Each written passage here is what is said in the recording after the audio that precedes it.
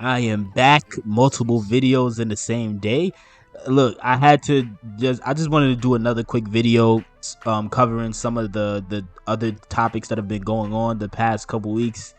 So Lamar didn't show up to the voluntary OTAs the other day. I don't think it matters. I don't think anybody, for the most, well, I can't say anybody, but I think most people don't think it matters because it really doesn't. It's not like he's not training. It's not like he's not training. But at the same time, some people have made the argument that he needs to get as many opportunities to get reps in with, the receivers that he's gonna start relying on more now that Hollywood is gone. Which, I mean, it's a fair point, but at the same time, again, we've seen Lamar, invite, receivers to come train with him. We've seen clips of him throwing to James Prochet this offseason, him, getting reps in independently from, the Ravens camp, getting reps in with Rashad Bateman. So, like, it's not like he's just not working at all. I don't think this matters the slightest bit. But I mean, it is what it is. People, it's a slow time of the year in the NFL. People just want to have a story and just talk about anything. So also Chris Sims made mention of this story, and he critiqued Lamar, and he said, hey, you said you wanted to be the next Brady. Brady in his first couple years didn't miss OTAs. And that's, I see the point he's trying to make, obviously.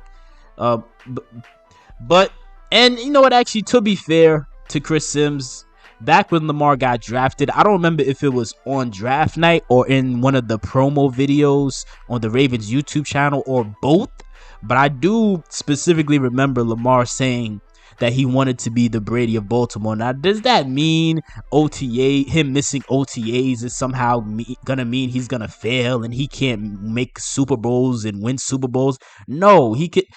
This was a voluntary OTA. It doesn't really matter.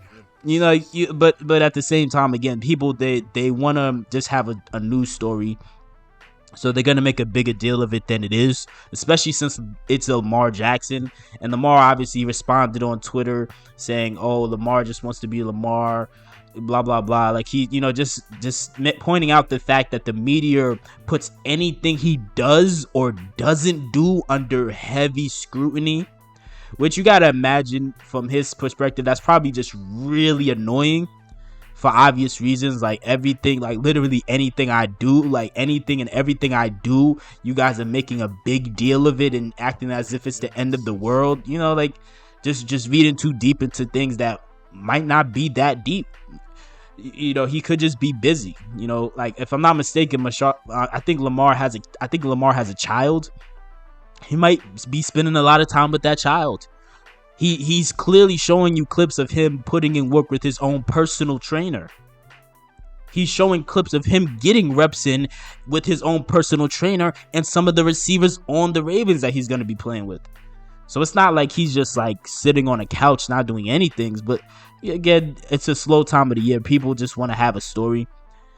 It's a shame that this sort of weird exchange happened between Lamar and Chris Sims.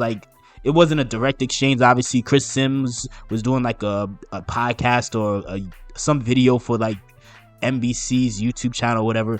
And then Lamar, he was just responding via a tweet.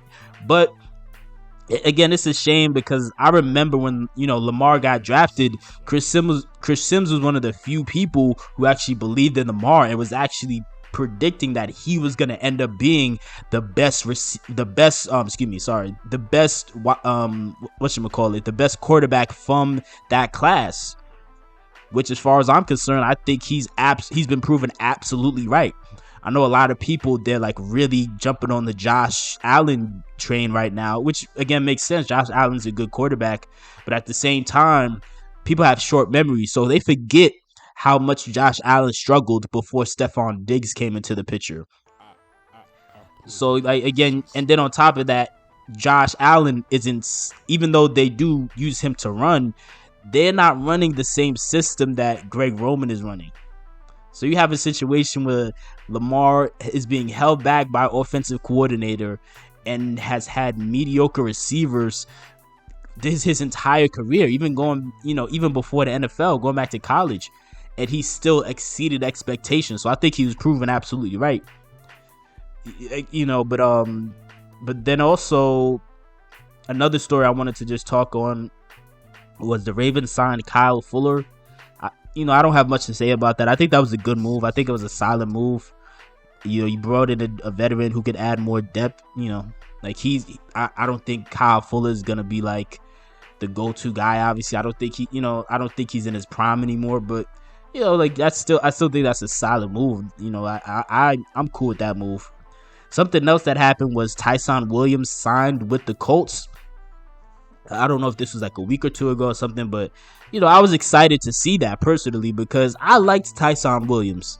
I really did. I really thought he showed flashes of like serious potential, and I felt like the coaches on the Ravens staff, like they just didn't give him a fair shot. Now, obviously, I understand that a big reason why they didn't was because back in the beginning of the season during that Raiders game, Tyson missed several key blocks, at least one of which caused Lamar to fumble because too much pressure just came in. The offensive line was trash.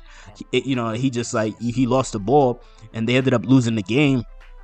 But at the same time, I still feel like he should have been given more opportunities than that, because he showed in those brief moments that he out of the healthy receivers we had left last year, he was like the best. He was the best running back available. But at the same time, they just completely shut him down essentially for the rest of the season and just went all in with Devontae Freeman and Latavius Murray, and so it's a shame. Because I would have wanted, even if you don't want to keep him in all the time because he might not be good at blocking yet, I would have liked to see them still incorporate him more than they did, to see, what he could be capable with when you put the ball in his hands. And John Harbaugh has done that a lot for a lot of rookies or young players, where there's certain players where, especially there's certain players where he just won't give them, he won't give them room to grow. He won't give them an opportunity to make rookie mistakes. As soon as they slip up once, he'll choose to bring in a over the hill veteran to fill in that spot, instead of just letting that rookie actually get a chance to really just figure it out. But again, it is what it is. Now obviously Tyson's not going to be the number one option in Indiana, but it still would be interesting. I don't know if they're gonna I don't watch the Colts a whole lot, but it would be interesting. Are they gonna have him as the number 2 behind Jonathan Taylor, or are they gonna is there somebody else there who maybe he has to be behind them and be the number 3? I don't know how that's gonna work out, but again, hopefully he does his thing out there. I really hope he gets a fair shot. Because again, you never know, man. Who knows what he could be capable of? You never know. So I'm really interested to see what happens. I actually might watch a couple more Colts games this year just to see if he ends up actually getting any opportunities. When they want to bring out Jonathan Taylor. But again, what are you guys' thoughts on this? Do you think Tyson Williams will get a better opportunity in Indiana? Do you guys think that Kyle Fuller is a solid signing? Do you guys think that Lamar not showing up to the OTA actually matters? Or do you think it matters, or do you think it doesn't matter?